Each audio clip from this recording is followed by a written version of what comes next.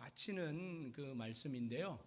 특별히 21장부터 24장까지는 사무엘 다윗의 사무엘 상하를 전체적으로 아우르는 결론의 말씀들이에요. 그래서 이제 그 책으로 이야기하면 부록과 같은 겁니다. 그러니까 이제 역사의 순서대로 되어 있지는 않고 21장부터는 중요한, 그러니까 다윗의 인생과 사무엘 상하의 중요한 포인트를 다시 한번 부록으로 기록함으로 21장부터 24장까지 이렇게 찝어낸 그 말씀이라고 볼 수 있습니다. 21장에는 3년 동안 기근이 들었는데 그 기근이 사울의 죄로 인하여 기근이 들었다라고 하는 그런 말씀이 있고, 또 그것으로 인하여 하나님 앞에 그 죄를 해결하는 그 말씀들이 있습니다. 그리고 바로 이어서 21장 후반부에는 다윗과 함께 했던 용사들의 이름을 쭉 기록을 하면서, 사실 다윗이 쫓겨 다닐 때부터 또 함께 했던 그 용사들, 그리고 전쟁에 나가서 용맹하게 싸웠던 그 용사들을 전부 기록을 해 놓고 있는 그 말씀들이 기록되어 있고요. 22장에 보면 다윗의 시들이 기록되는데, 특별히 이 시가 그 시편 18편에 있는 그 말씀, 나의 힘이 되신 여호와여 내가 주를 사랑하나이다 라고 하는 그 말씀으로 시작하는 그 말씀의 고백이 이때 나오는 거예요. 그것이 또 시편에도 이렇게 기록이 됐는데요. 22장에는 그게 다윗이 하나님께 자신의 인생을 돌아보면서 하나님께 지켜주시고 인도하신 그 은혜가 너무 고맙고 감사하여 자신의 힘이 되어주셨던 그 하나님, 자신을 지키시고 피할 바위가 되셨고 또 산성이 되셨던 그 하나님에 대하여 찬양의 시를 올려드리는 것이 22장의 내용이고, 그것이 다윗의 일평생의 고백이었던 거죠. 그리고 23장에 가보면 다윗이 이제 그 후손들에게 내리는 유언의 말씀들이 기록합니다. 다 중요하죠, 그렇죠? 그리고 이제 24장에 오면 의외로 다윗이 하나님 앞에 이제 범죄함으로 갖게 될 그런 큰 그 어려움을 기록하고 있고요. 그 기록되어지는 그 하나님 앞에 불순종함과 그럼에도 불구하고 하나님의 은혜를 내리심으로 또 하나님께서 그를 사하시는 그런 그 모습을 이렇게 보여주고 있습니다. 어쩌면 이것은 다윗의 일생이라기보다는 그저 우리의 인생을 한번 되돌아보면서 마치 정리하는 그런 정리의 말씀들일 수 있는 것입니다. 특별히 이제 이 24장의 말씀을 우리가 이제 오늘 보게 될 건데요. 다윗의 그 전 역사, 그러니까 다윗을 사실은 성경이 기록하고 있는 것은요 66장 정도를 기록하고 있어요. 그러니까 개인 인생으로서는 가장 예수님 다음으로는 가장 많은 성경을 할애해서 그의 삶을 기록하고 있는 것이 성경이 66장 정도 되더라고요. 그런 그 모습 속에, 그의 인생 속에 두드러지게 우리가 이렇게 그의 그 하나님께서 싫어하시는 범죄에 관한 두 가지를 기억해낼 수 있는데, 하나는 밧세바와의 어떤 그 간음의 사건으로 인하여 또 그의 아들이 죽게 되어지는 그런 그 말씀들이 기록되어 있고, 그럼에도 불구하고 하나님은 그의 다음 날 그 아들 솔로몬을 통하여 왕통을 잇게 되고, 또 그 왕통을 통하여 정말 힘들고 어려운 하나님의 그 심판과 부끄러움 속에서도 하나님의 구속사는 계속 이어져서 그 몸에서 날씨로 예수 그리스도가 태어나시는 그런 그 은혜의 자리까지 또 설명하고 있습니다. 그리고 두 번째 또 그 다윗의 두드러진 그 범죄, 이 기록된 것 말고도 부끄러운 죄가 한두 가지였겠습니까마는, 어쨌든 이렇게 인구 조사를 한 이 일로 인하여 하나님께서 오늘 본문에 읽었던 것처럼 7만 명, 70,000 people이 이스라엘 백성들이 이제 죽게 되어지는 그런 그 심판을 하나님이 행하십니다. 왕으로서 인구 조사를 하는 일이 뭐 그렇게 나빠 보이지는 않는데요. 그렇죠? 그게 뭐 그렇게 사람을 7만 명씩이나 죽여야 할 일이겠습니까? 라고 우리는 반문할 수 있고, 하나님 좀 너무하신 거 아닙니까? 라고 이야기할 수 있는데요.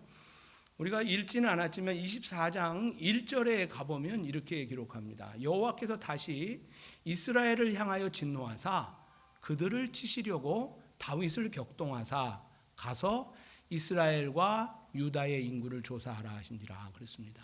물론 다윗이 잘못했지요마는 그 전에 기록된 것은 이스라엘을 향하여 진노하사, 이스라엘이 하나님 앞에 계속해서 잘못하고 있는 거예요. 우리가 아는 것처럼 사사기서를 지나와서 또 사무엘 상하에 보면 늘 하나님 앞에 이렇게 거역하는 그런 그 일들을 통해서 하나님의 이 진노가 이렇게 쌓아진 거죠. 그런 상황 가운데 다윗의 통치 시대에도 계속해서 다윗을 향하여 어게인스트하고 하나님의 말씀을 떠나고 했던 그런 일들로 인하여 하나님의 어떤 그 심판의 게이지가 잔뜩 올라가 있었는데, 사실 오늘 24장의 말씀은 그것에 불을 당긴 것이 다윗의 이 인군조사라고 하는 것이죠. 다윗의 이 인구조사가 왕으로서 내 지경 안에 인구가 몇 명이 있느냐라고 하는 그것을 수를 세는 그 일이 뭐가 그렇게 잘못됐길래 하나님이 이것을 범죄로 여기시고 다 늙고 이제 하나님 앞에 서야 할 이 다윗에게 이렇게 성경에 기록됨으로 이렇게 부끄러움을 안겨주실 필요가, 하나님의 영광에 그렇게 뭐 이렇게 도움이 될 것 같지 않은 스토리를, 그것도 사무엘 하 마지막 24장에 이걸 좀 뭐 중간에 좀 끼워 넣으시든지 그러면 좋겠는데, 그냥 마지막 단계에 이 말씀을 클로징하는 말씀으로 이 말씀을 남겨놓고 있습니다. 사실 이 인구조사를 왕이 하는 게 당연할 수도 있고, 뭐 나의 어떤 그런 그 뭐 지경을 살펴보는 것, 그것은 뭐 굉장히 유효할 수 있지만, 성경을 좀 자세히 보면 2절에 이렇게 기록합니다. 이에 왕이 그 곁에 있는 군사령관 요압에게 이르되 너는 이스라엘 모든 지파 가운데로 다니며 이제 단에서부터 부엘세바까지 인구를 조사하여 백성의 수를 내게 보고하라 그랬습니다. 괜찮은 것 같아요. 그런데요, 여러분들 읽으셨던 말씀 중에 15절에 보면 단에서부터 부엘세바까지 백성의 죽은 자가 7만 명이라 그런 말씀이 있잖아요. 그러니까 단이라고 하는 곳과 부엘세바는, 단은 이스라엘의 가장 북단 지역이에요. 그리고 부엘세바는 가장 남단 지역이에요. 그러니까 전체 이스라엘의 인구 조사를 하고 있고, 하나님의 심판도 단에서부터 부엘세바까지인데, 여기에서 하나님이 왜 다윗을 다루시고자 했나 보면 이렇게 9절에 보면 이렇게 기록합니다. 8절 9절 제가 읽습니다. 그들 무리가 국내를 두루 돌아 9달 20날 만에 예루살렘에 이르러 요압이 백성의 수를 왕께 보고하니 곧 이스라엘에서 칼을 빼는 담대한 자가 80만 명이요 유다 사람이 50만 명이었더라 그랬습니다. 칼을 빼는 자 그랬습니다. 싸움에 나가서 전쟁을 하는 전쟁 인구, 군사에 관한 이야기예요. 그냥 백성들이 몇 명인가가 아니라 다윗이 참 한 인생을 살아오면서 태평성대를 이루었고, 지금도 이스라엘은 그 다윗의 그 나라를 회복하기를 원하는 그런 그 마음으로 굳기를 만들었다고 했잖아요. 그런 것처럼 다윗에게 주셨던 그 약속을 회복하느냐고 지금 그러는 거거든요. 그러나 그것은 이제 성경과는 영 다른 그 일이고요. 어쨌든 그런 그 상황들 가운데에 다윗의 의도는 무엇이냐면, 내가 가진 힘과 능력, 싸울 만한 이 군사의 수를 알고자 했던 것이라는 거죠. 그러니까 마음을 아시고 우리의 의도를 아시는 하나님. 때로는 우리의 말과 우리의 행동이 선해 보일 수 있는데요, 하나님은 늘 우리의 심령을 판단하시는 분이거든요. 그래서 참 하나님은 우리의 마음을 판단하세요. 세상은요, 우리의 실력과 우리의 말과 뭐 그 말을 했는지 안 했는지, 그 일을 했는지 안 했는지에 관한 열매에 관한 문제, 그 실적이 일어났는지 안 일어났는지에 따라서 연봉이 결정되기도 하지만, 하나님의 심판은 열매를 가지고 심판하시는 것이 아니라 의도를 가지고 심판하신다는 거예요. 그래서 노아의 물 심판 때에 성경이 기록되는 것은 그 마음의 생각이 항상 악할 뿐임을 보시고 그들을 지으신 것을 한탄하셨다라고 하는 말씀을 하셔요.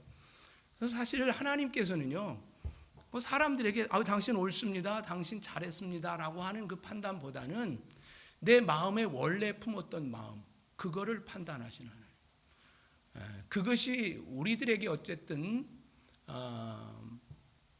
부패되어졌긴 했지만 성령을 받은 사람들에게 생명으로 재탄생되어질 때에 양심이라는 것, 신앙 양심이라고 하는 것을 회복시키시거든요. 그래서 부패한 양심으로 살지 않도록 하고 생명인 사람들에게, 다시 말하면 성도들에게 하나님께서는 부패한 사회들 가운데 하나님의 말씀으로 우리의 양심을 하나님께서 자극하세요. 그래서 우리가 사도신경에도 있는 것처럼 감화 감동하신다고 하는 성령께서 우리가 들었던 아는 말씀들을 통하여 우리의 이 내적 영을 자극하시는, 그래서 그것을 통하여 회개하게 하시고, 그리고 더 나아가서는 그것을 심판하신다는 거예요. 그러니까 사람들이 평가하는 평가에 우리는 이민 생활에서 되게 굶주려 있어요. 사람들은 나를 어떻게 평가하는지에 대한, 특별히 우리는 이 스타크턴이라고 하는 또 이 주변 마을이 잘 이사 가거나 이사 오는 지역이 아니잖아요. 이거 오래도 우리가 사람을 보고 만나고 그러는 동안 사람의 평가가 굉장히 중요하거든요. 뭐 입소문이라고 하죠. 그러나 하나님께서는 우리들의 어떤 그 겉으로의 판단보다는 때로는 사람들에게 있어서 하나님에게 들킨 마음, 그것이 중요한 거란 말이에요. 그러니까 사실은 우리가 아유 형제님 뭐 고맙습니다, 사랑합니다 라고 하는 그 말 속에도 사실은 우리 마음 속에 악한 마음을 품었다면 이 사랑합니다, 좋아합니다 라고 한 말보다는 하나님께서는 이 마음, 우리의 양심에 관한 말씀을 하시는 거예요. 그러니까 참 우리 신앙인들에게 있어서 사는 게 굉장히 힘들어요. 왜요? 그 양심에 거리낌이 없이 살려고 하니까. 그렇게 하려고 하니까 사라지나요? 그러니까 날마다 순간마다 예수 십자가가 필요한 거예요. 예수 십자가. 우리는 예수 없으면 치우치게 되어 있어요. 그런 상황 가운데 하나님께서 다윗을 보실 때에 지금 인구 조사를 하는 게 뭐 백성, 내가 먹여야 할 백성이 얼마인가, 이 좀 선한 뜻보다는 나도 이제 한 가문을 이루었고 나도 이제 실력이 있거든. 그러니까 전쟁 나면 전쟁에 싸워서 이길 수 있는 내 힘이 얼마냐 라고 하는 그 힘을 한번 계수하기를 원했던, 그것이 하나님 앞에는, 뭐 사람들 앞에서는 야 우리나라가 부강해졌고 뭐 그런 이야기를 할 수 있지만 하나님께서 그 다윗을 바라보시는 그 마음은 참 마음이 아프신 거예요. 왜냐하면 더 나아가면 안 되기 때문에. 그래서 하나님께서 이 다윗을 향하여 이제 오늘 말씀처럼 이제 진노를 하시는데요. 참 다윗에게도 이 하나님을 아는 마음들이 있었잖아요. 은혜로운 마음들이 있었잖아요. 그래서 10절에 보면요. 뭐 이스라엘 지파가 80만 명이요 유다 사람이 50만 명이었더라 그렇게 보고를 받았더니 기분이 좋아졌을 거예요. 그런데 10절에 보면 이런 표현이 있습니다. 다윗이 백성을 조사한 후에 그의 마음이 자책하고 마음에 자책하였다 그랬어요. 후회가 되어졌고 하나님 앞에 부끄러웠던 거예요. 왜요? 내 마음을 아시는, 감찰하시는, 그 시편에 수없이 있는 거 있잖아요. 마음 감찰하시는 그 하나님 앞에 내 의도가 들켜진 거예요. 이게 또 은혜예요, 사실은. 다윗이 여호와께 아뢰되 내가 이 일을 행함으로 큰 죄를 범하였나이다. 큰 죄를. 그러면서 여호와여 이제 간구하옵나니 종의 죄를 사하여 주옵소서. 내가 심히 미련하게 행하였나이다. 사실은 그 역대기의 말씀을, 여기 동일한 역대기의 말씀을 보면요, 사탄이 그를 격동하였다라는 말씀은 기록돼요. 사단이 하나님께서 허락하신 거예요. 그를 격동하게 함으로 이 일이 벌어진 거거든요. 그러니까 사단은 우리를 격동하게 하지만 마치 욥에게 하나님께서 잠시 욥을 내어 놓으시는 것처럼 하나님께서 우리를 시험하사라고 하는, 아브라함에게 이삭을 드리라고 했던 그 일도 하나님은 우리를 시험하사라고 하는 그 말씀이 그때 기록됩니다.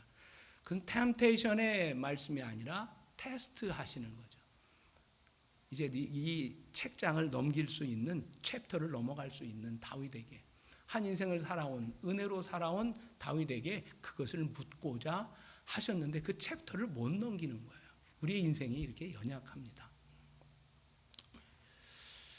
사실 다윗의 인생을 보면 그 아둘람 굴에서의 그 일들을 우리는 기억하잖아요. 그 전에 다윗이 14살, 15살 때에 깜도 안 되는데 사무엘 선지자가 그를 향하여 기름을 붓고 왕이 되겠다고 말을 했잖아요. 그런데 그때에 8 아들 중에 이 다윗은 8째 아들이라. 뭐 14살, 15살짜리이기 때문에, 그리고 이 라합의 그 조부 할머니가 라합이잖아요. 라합이 외국 사람이잖아요. 그래서 어떤 신학자는 이 다윗의 이 외모가 유대인 같지 않았다는 이야기를 해요. 그래서 사무엘 선지자가 왕으로 뽑으려고 오신다고 할 때, 야, 너는 좀 얼굴이 유대인 같지 않다. 섞였어, 네 얼굴은. 그러니까 너 나가서, 그리고 너 8째 아들이니까 너는 왕이 될 상이 아니야. 나가서 양이나 쳐라. 그래서 다윗은 그의 시편에 그렇게 이야기합니다. 부모도 나를 버렸고라고.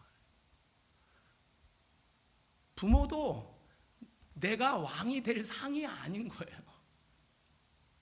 너무 어리기도 했고 부모가 보기에도 부족했던 그런 다윗을 하나님이 그에게 기름을 부으셨어요. 그 은혜가 얼마나 큽니까? 그리고 얼마 있다가 전쟁이 터져 형들 도시락 가지고 형에게 갔더니 형한테 또 무시를 받네. 너 여기가 어디라고 왔어? 빨리 도시락 꺼냈으면 빨리 죽어 꺼져. 무슨 뭐 저 골리앗을 이기면 무슨 상을 받는답니까? 지금 네가 그럴 존재냐 말이야. 형들에게도 무시를 받는, 그러니까 가족들에게 버림받아요. 마치 예수님처럼. 그런 인생이 골리앗을 이겼잖아요. 그것도 하나님의 은혜로. 그리고 나서 사울에게 그렇게 이제 10여 년 동안 쫓겨다니면서 아둘람굴에서 빚진 자, 억울한 자, 원통한 자들 400명이 모여서 거기에 거지 왕이 됐잖아요. 사울은 3,000명이나 되는 군사를 풀어서 다윗을 죽이려고, 그 시기와 질투 때문에. 그래서 아둘람 굴에서 400명이 뭐 보기 좋았겠어요. 거지 왕이 맨날 뭐 내가 이렇게 된 까닭은 누구 때문이다, 저 사람 때문이다, 부모 잘 만났다, 못 만났다, 뭐 이런, 나는 뭐 사기당했다, 이런 뭐 많은 일들로 인하여 뭐 찌그닥찌그닥하는 그 아둘람 굴에서 들키지 아니하고 하나님의 은혜로 사울의 군사와 첩자들이 거기에 오지 못하도록 하나님이 막아주셨던 거잖아요. 그 가운데 그들이, 그렇게 쫄장부들이 여호와의 군대가 되어졌던 거 아니에요, 그죠? 600명이나 되는 그런 사람들이 지난주 설교에 사무엘 상에 다윗을 향하여 돌을 드는 거예요. 그러니까요, 사람이 참 변하기가 얼마나 쉬운지. 사람은 사랑할 존재지요, 믿을 대상이 아니고 오직 우리의 믿음은 오직 예수. 할렐루야. 아멘. 그런 가운데 다윗에게 하나님께서 각종 은혜를 주셨어요. 땅을 흔드시고 때로는 하나님께서 보호하시고 눈을 가려주시고 그 바위 틈에 숨겨주시고 숲을 속에 숨겨주시고 또 뭐 이민을 가갖고 또 뭐 지혜를 주셔서 또 침을 흘리게 하고 미친 척 해갖고도 살게 하시고 지난주 말씀 좀 시글나게 가서 또 뭐 전쟁에 나가서 뭐 그렇게 했는데 또 돌려오고 또 하나님 앞에 기도했더니 또 그 백성들 다시 구하고 또 많은 물질을 구하고 뭐 지나왔던 모든 순간순간들이 그냥 다 은혜였는데 너 왜 이렇게 늙음악해? 또는 너 왜 인생에 지금 네가 아무리 나라가 부강해도 그렇지 나의 은혜를 잃어버리는 것 같은 저 엣지에 있는 지금까지 너의 인생은 메인스트림에서 있었던 네가 어떻게 이 24장의 말씀을 하나님께서 그를 치시려고 하는 목적이 아니라 주께서 부르시는 메인스트림으로 와라. 그래. 너의 스토리가 많고 너의 자랑거리가 많을 수 있지만 내 품으로 와라. 그래서 하나님께서 몽둥이를 두신 게 아니라 회초리를 드셔서 그것도 아픈 거죠 사실은. 오늘 이 본문의 말씀이 그렇게 시작되면서 하나님 앞에 자신의 잘못을 크게 범죄하였나이다. 내가 심히 미련하게 됐습니다. 그러니까 하나님께서 그때의 선지자인 갓 선지자를 급하게 또 보내세요. 그래서 11절에 보니까 다윗이 아침에 일어날 때에 그래서 그 다음 날 아침이겠죠. 갓 선지자에게 하나님의 말씀이 임하셨어요. 그러나 너의 잘못에 대하여 심판하리라. 그래서 갓 선지자가 이야기합니다. 13절에 세 가지의 벌에 관한 이야기를 심판에 관한 이야기를 하고 있는데 땅에 7년이 기근이 들게 하리이까 또는 전쟁이 나서 원수들에게서 석 달을 쫓겨다니리이까 혹은 사흘 동안 전염병이 이 땅에 들어서 하나님께서 심판을 하시리이까 셋 중에 하나를 택하라 이야기해요. 다윗이 다 싫은 거잖아요. 21장 시작할 때도 3년 기근이 있었고요. 이스라엘의 역사를 보면요. 대략 6년에 한 번씩 기근이 왔다 그래요. 뭐 저는 잘 모르겠지만 미국은 10년에 한 번씩 무슨 리세션 타임이 있다고들 오래 사신 분들이 말씀하시더라고요. 근데 이스라엘 근동 지역의 역사는 6개월에 한 번씩 기근이 오는 거예요. 기근이. 그래서 이 기근 때마다 아브라함도 이삭도 야곱도 그렇죠? 늘 그런 뭐 이제 애굽으로 가고 또 살기를 위하여 그랬던 그런 일들이 있는데요. 이 기근의 때에 너무 고통스럽고 힘든 거예요. 지긋지긋한 거예요. 그리고 그 인생이 왕이 될 때까지 기근 같은 인생 광야길을 살았잖아요. 너무 싫은 거예요. 두 번째 원수에게 쫓겨 석 달 동안 사울에게 10년 동안 쫓겨다녔다고요. 그냥 쫓겨다니는 거 그냥 지긋지긋해. 그냥 숨는 것도 하루 이틀이지. 이것도 못할 일이라. 다윗이 세 번째 길을 택하는데 어쨌든 뭐 짧은 게 최고다. 그래요. 하나님의 손에 잡히기를 원합니다. 사흘 동안 3일 동안 전염병에 들게 해달라고 했더니 또 하나님께서 그렇게 하세요. 그래서 44절에 이렇게 얘기합니다. 우리가 여호와의 손에 빠지고 내가 사람의 손에 빠지지 아니하기를 원하나이다. 그래서 심판이 임합니다. 그것이 이제 오늘 15절에 이제 시작되어지는 말씀입니다. 하나님께서 다윗에게 하셨던 말씀처럼 단에서부터 부엘사바까지 그러니까 네가 단에서부터 부엘사바까지 너의 군사력을 얼마인가 보았던 것처럼 내가 단에서 부엘사바까지 내가 심판하리라. 그 심판이 15절에 이렇게 기록합니다. 이에 여호와께서 그 아침부터 정하신 때까지 정하신 때가 3일이라고 볼 수도 있는데요. 또 유대인들은 그렇게 보지는 않더라고요. 그리고 실제로 3일 동안 가지 않아요. 왜냐하면 그 다음 16절의 말씀 보면 하나님께서 뉘우치셨다 하는 말씀을 보니까 하루 동안인 것 같아요. 그리고 많은 신학자들도 그렇게 이야기를 하고 있고요. 전염병을 이스라엘에게 내리심에 단에서부터 부엘세바까지 백성들을 죽였다 그랬어요. 사실 하나님께서 기록되어 있지 않지만 하나님이 죽이시려고 했던 넘버는 몇 명일까요? 130만 명일 수 있어요.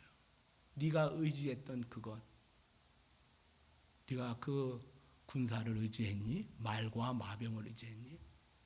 내가 3일 만에 아니 하루아침에 끝내는 법도 나에게 있느니라. 너의 복은 나를 의지함이라. 나를 의지하는 것이다. 이것도 하나님의 은혜죠. 7만 명이 죽습니다. 그리고 이제 아라우나의 타작마당에 이제 하나님의 명령을 따라서 더 심판하시려고 하는 그때에 16절에 이렇게 기록합니다. 천사가 예루살렘을 향하여 그 손을 들어 멸하려 하더니 여호와께서 이 재앙 내리심을 뉘우치사 그랬어요. 여호와께서 이 재앙 내리심을 뉘우치사. 그러니까 하나님이 뭐 후회하셨다.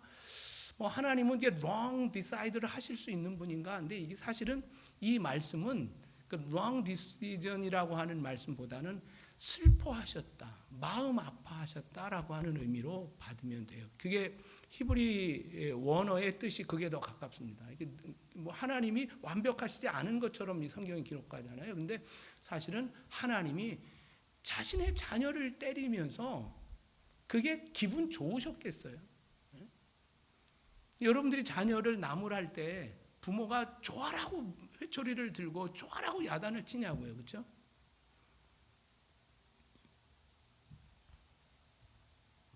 하나님께서 그 재앙 중에 마음이 아프셨어요. 백성을 멸하는 천사에게 이르되 족하다. 이제는 내 손을 거두라. 족하다. 이제는 내 손을 거두라. 이 말씀이 오늘 참 은혜가 되더라고요. 우리가 부모에게 잘못될 때마다 심하게 맞았다면 그때 맞아 죽었을지도 모르겠어요. 저는 개구장이로 살았거든요. 우리가 잘못할 때마다 하나님이 심판 내리셨다면 오늘 우리가 여기에 있을 수 있을까요? 대표로 우리 장장로님 쑥스러우시죠? 저도 그때 죽었어야 돼. 하나님이 족하다 할 만큼 나에게 심판하셨다면 그때 나는 그때 아니 우리 가문은 없어져야 할 가문일지도 모르겠어요. 근데 하나님이 매를 드시고 몇 대 때리지 아니하셔서 족하다. 이제는 내 손을 거두라. 천사에게 말합니다. 천사는 명령을 받고 질풍노도처럼 우리가 몇 주 전에 들었잖아요. 하나님의 심판하시는 연병이 이스라엘 전체를 60만 명을 다 죽이려고 할 때에 아론이 산자와 죽은 자 사이에 그 향로를 들고 있을 때 갑자기 멈추셨다고. 이것도 in between이에요. 하나님이 그 아라우나의 타작마당에 급하게 정지하고 계신 거예요. 하나님의 은혜가 족하다. 내가 오늘 여기에 예배하고 내가 오늘 여기까지 살아있는 것, 그 전쟁통에 나를 죽지 않게 하시고 그 비가 오는 것처럼 그 총알이 왔다 갔다 하는 그 순간 속에서도 하나님 나를 지켜주시고 하나님께 나를 지키신 그 은혜가 족하다.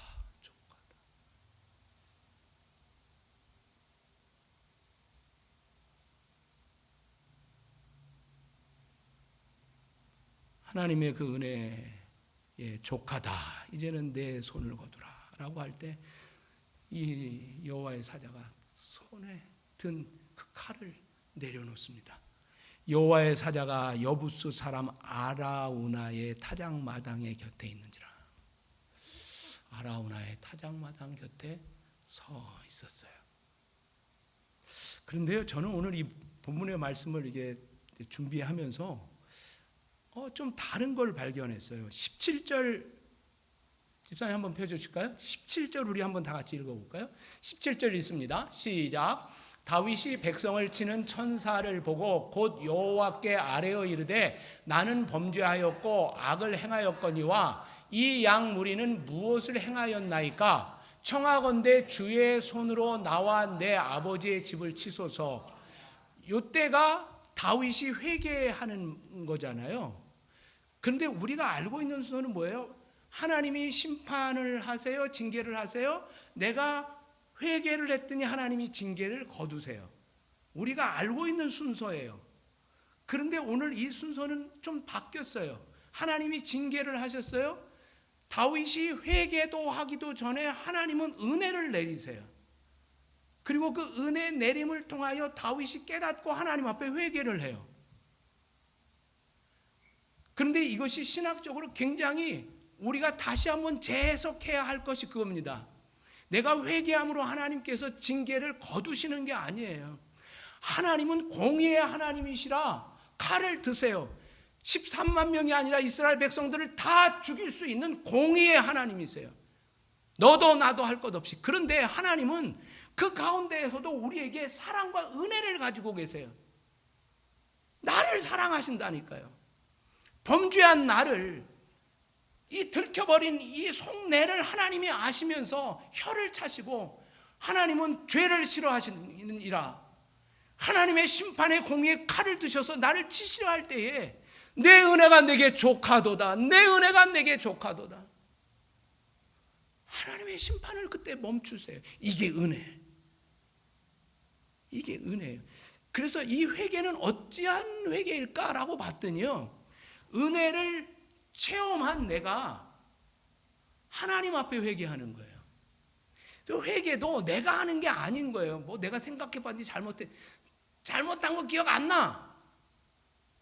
저도요, 성령이 충만하지 않으면요, 죄가 잘 기억이 안 나더라고요, 실제로. 그런데 성령이 충만히 임하면요, 툭만 건드려도 죄가 우수수수 막 떨어지네요. 그 이민자들 한국에 가서 그 목욕탕에서 떼미는 것처럼. 제 아들하고 처음 한국 가갖고 목욕탕 가서 때를 밀었더니 죄송해요 그랬더니요, 3일 오세요 그러더라고요 저한테. 3일 동안 밀어도 그 마치 지우개처럼 나오더라고요. 우리의 죄가요, 은혜가 충만할 때는요, 별 죄가 다 생각나는 거예요. 그런데 우리가, 저의 예를 듭시다. 제가 강팍해지면요, 죄가 잘 기억이 안 나요. 큰 죄만 기억나는데, 그리고 나보다 제가 더 많이 죄를 졌는데 뭐 이런 생각만 드는 거예요. 참 그렇죠? 하나님의 은혜를 접한 이 다윗이 하나님의 은혜, 아라우나의 타작마당에서 하나님의 은혜를 맛본 거예요. 그리고 나서 회개가 일어나는 거예요. 그래서 이 회개는요, 하나님을 위한 회개가 아니에요. 하나님께 회개했더니 하나님이 아유 이제 속이 후련하다 용서하마, 이거 아니고, 하나님은 already 우리를 용서하세요. 하셨어요. 그런데 회개는 왜 필요하냐면 나를 위한 거예요. 내가 하나님 앞에 죄를 고백함으로 내가 프리하게 되는 거예요. 내가 발 뻗고 자는 거예요. 무슨 말인지 알겠어요? 그래서 회개를 하나님이 원하시는 것은 하나님 자체를 위한 게 아니에요. 하나님 우리 마음 다 아시는데요, 뭘 또 회개가 필요하실까? 그런데 회개는 하나님의 은혜를 접한 우리 죄인들이, 하나님 내가 죽을 죄인인데 지금 살았습니다. 살려주셔서 감사합니다. 나는 이런 죄인입니다 라고 하나님 앞에 고백할 때 하나님께서는 그래 내가 너의 죄를 사하노라. 이미 사했는데요, 또 사해 주시는 건 뭐예요? 너 그러니 이제 발 뻗고 자. 나를 위한 용서 시스템이에요. 이게 은혜인 거예요. 오늘 예배드리는 저와 여러분, 하나님의 마음은 심판하시는 마음이 아니에요. 죄를 꾸짖고 죽을 때까지 패는, 우리 부모들도 안 하죠. 사랑의 하나님이 그런 하나님이 아니에요. 때리는 전문가가 아니고 용서의 전문가세요. 그리고 그 하나님은 우리를 향하여 용서를, 내가 발 뻗고 잘 수 있도록 용서 시스템을 주시는 거예요. 그래, 네 죄를 고백했니? 그래, 아빠가 용서하마, 엄마가 용서하마. 그럴 때 그 아이는 비로소 잘못했음에도 불구하고 코를 드르렁 걸면서 심드렁하게 잠을 잘 수 있는 그 은혜의 시간을 보내는 겁니다. 저는 오늘 이 아라우나의 타작마당에서 심판과 용서라고 하는 이 자리라고 하는 것을 말씀을 드렸습니다. 네, 우리는 심판받아 마땅합니다. 그런데 우리가 여기에 예배하는 것은, 제가 예배 드리기 전에 여러분들에게 말씀을 드린 것처럼 하나님이 우리를 자녀라 생각하시기 때문에 여기에 우리를 부르신 거예요. 내가 오고 싶어 온 것이 아니라 주께서 나를 여기에 불러주신 거예요. 이게 은혜예요. 여기가 오늘 아라우나의 타작 마당인 거예요. 그런데요, 이 아라우나의 타작 마당에서 이제 하나님께서는 제사를 원하세요. 화목제를 원하시고 또 하나님께서는 번제를 원하세요. 그래서 거기서 제사를 드리는데 아라우나의 그 마당에서 이제 제단을 쌓으려고 합니다. 그리고 아라우나에게 갔더니 여기에 이 땅을 가지세요. 그리고 여기 소도 가지시고 또 이 장작도 가지셔서 여기서 제사를 드리세요. 그리고 넉넉하게 그 자리를 내어 놓습니다. 그런데 24절에 보니까 이렇게 이야기합니다. 왕이 아라우나에게 이르되 그렇지 아니하다. 내가 값을 주고 내게서 살이라. 값 없이는 내 하나님 여호와께 번제를 드리지 아니하리라 하고 다윗이 은 50세겔로 타작 마당과 소를 샀다. 그렇게 이야기합니다. 값 없이 드리는 예배는 진정한 예배가 아니라는 그런 뜻이겠죠. 값을 치루었다. 그리고 역대하 21장 25절에는 보면 600세겔을 주고 더 큰 땅을 삽니다. 그러니까 요 50세겔로는 요 제사하는 그곳과 소와 장작을 제사를 드리는 그 장소라면 나중에 600세겔을 주고 더 큰 땅을 삽니다. 그리고 600세겔이면 엄청난 돈이거든요. 그 돈을 주고 그 땅을 사는데요. 집사님 그 사진 한번 보여주실까요? 지금 요 밑에가 다윗이 정한 그 성이에요. 그리고 지금 동그랗게 원을 친 곳이 어디냐면 거기가 아라우나의 타작 마당이에요. 그 아라우나의 타작 마당은 언덕배기에 있는데요. 그 전에 바로 거기에다가 무엇을 짓냐면 솔로몬의 성전을 짓습니다. 그러니까 이 아라우나의 타작 마당에 600세겔을 주고 저 산을 사버리는 거예요. 저 산은 어떤 산이냐면요. 아브라함이 3일 길을 가서 모리아에서 아들을 바친 그 산이에요. 그러니까요. 하나님께서는요. 참 아브라함 때 아들을 달라고 말씀하시고 아들을 이 모리아 산에서 칼을 들어 죽이려고 하실 때에 이미 나도 네가 네 아들을 아끼지 않은 것처럼 어느 날 때가 되어지면 저기가 예루살렘인 거예요. 저기에서 내 아들을 골고다의 십자가 죽일 거다. 저 모리아 산이 저게 아라우나의 타작 마당이고 저 땅을 600세겔을 주고 사서 저기에서 솔로몬의 성전을 짓습니다. 그리고 예수님께서 저 산 언덕에서 골고다에서 십자가를 지시고 거기에서 하나님의 아들이신 그 아들이 거기서 죽는 거예요. 그러니까 하나님의 구원의 계획은 아브라함 때부터 쫙 천년을 이어가면서 우리의 구속사를 생각하고 계세요.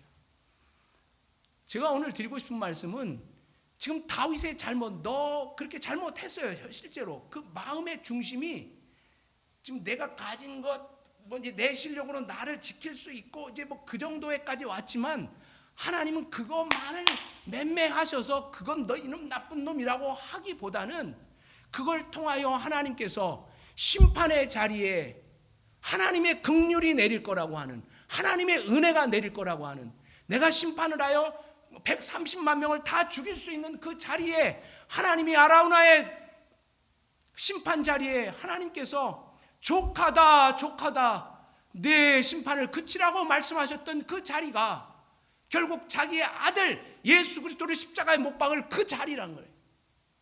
그러니까 죄송합니다. 심판의 그 자리가 은혜의 자리요, 그 은혜의 자리가 우리의 자리요, 그 자리가 우리 예배당 우리가 드리는 예배예요. 이 귀중한 예배를 우리가 지켜야 하는 거 아니에요? 예배를 누구한테 뺏기겠습니까? 팬데믹을 지나오면서 마구마구 뺏겼습니다. 우리 젊은이들이 한시 예배에 얼마나 회복하는지 모르겠어요. 그런데요, 예수 그리스도예요. 다윗을 통하여 예수 그리스도의 아라우나의 그 타작마당에서 다윗이 죽어야 하는 그곳에서 그를 살려주시고 이스라엘 백성을 살려주시고 거기에 하나님께서는 그에게 은혜를 주십니다. 우리가 그 은혜를 받았습니다. 우리가 성경 몇 구절을 읽고 마치려고 합니다. 성경 그 다음에 그림을 한번 또 그 다음 거 한번 보여주실까요? 이것이 그 고증에 의해서 그 당시에 타작마당이 저렇다는 거예요. 그래서 그 곡식을 저렇게 놓고 소가 이렇게 빙빙빙빙 돌면서 이렇게 저렇게 하는 그런 건데, 거기가 뭐 아라우나의 exactly 타작마당은 아닌데 고증에 의하면 이랬을 것이다라고 하는. 그래서 아라우나의 타작마당에서 저 소와 저 수레와 나무에 거기에 제단을 쌓은 그것이 예루살렘 성전이 되어진 거예요.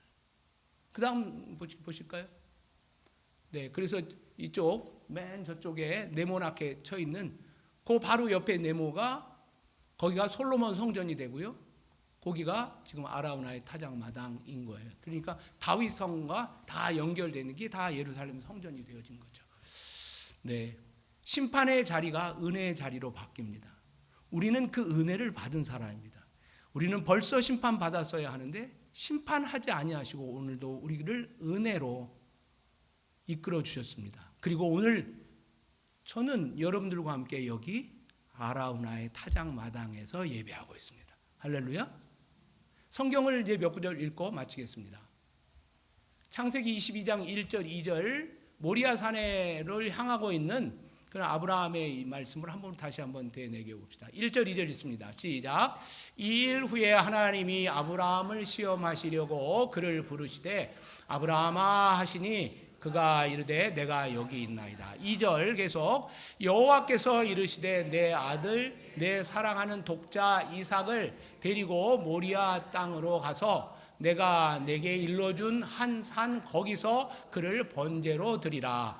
그 다음 12절부터 14절 계속 읽습니다. 시작. 사자가 이르되 그 아이에게 내 손을 대지 말라. 그에게 아무 일도 하지 말라. 내가 내 아들 내 독자까지도 내게 아끼지 아니하였으니 내가 이제야 내가 하나님을 경외하는 줄을 아노라. 아브라함이 눈을 들어 살펴본즉 한 순양이 뒤에 있는데 뿔이 수풀에 걸려 있는지라. 아브라함이 가서 그 순양을 가져다가 아들을 대신하여 번제로 드렸더라. 아브라함이 그 땅의 이름을 여호와 이레라 하였으므로 오늘날까지 사람들이 이르기를 여호와의 산에서 준비되리라 하더라. 여호와 이레, 여호와 이레. 그 다음 말씀 또 볼까요? 역대상 21장 26절 말씀입니다. 시작. 다윗이 거기서 여호와를 위하여 제단을 쌓고 번제와 화목제를 드려 여호와께 아뢰었더니 여호와께서 하늘에서부터 번제단 위에 불을 내려 응답하시고. 할렐루야. 응답하시는 하나님. 불이 하늘에서 내려오셔서 내 죄를 사하노라. 내가 너에게 은혜를 베풀노라. 마지막 말씀입니다. 역대하 3장 1절 말씀 읽습니다. 시작. 솔로몬이 예루살렘 모리아 산에 여호와의 전 건축하기를 시작하니 그곳은 전에 여호와께서 그의 아버지 다윗에게 나타나신 곳이요 여부수 사람 오르난의 타작마당에 다윗이 정한 곳이라. 오르난 또는 아라우나라고 하는 말씀입니다. 오늘 여러분, 하나님은 그저 지나가는 일이 없어요. 여러분들의 개인사에, 우리 교회의 역사에 하나님은요 그냥 허투게 역사의 페이지를 넘기지 않습니다. 우리가 당하는 개인적인 또 국가적인 또 교회적인 여러 가지 일들을 여러분 만날 때마다 구속사를 바라보시고 주님 십자가를 바라보는 저와 여러분들 되기를 주의 이름으로 축원합니다. 다 같이 찬양하도록 하겠습니다.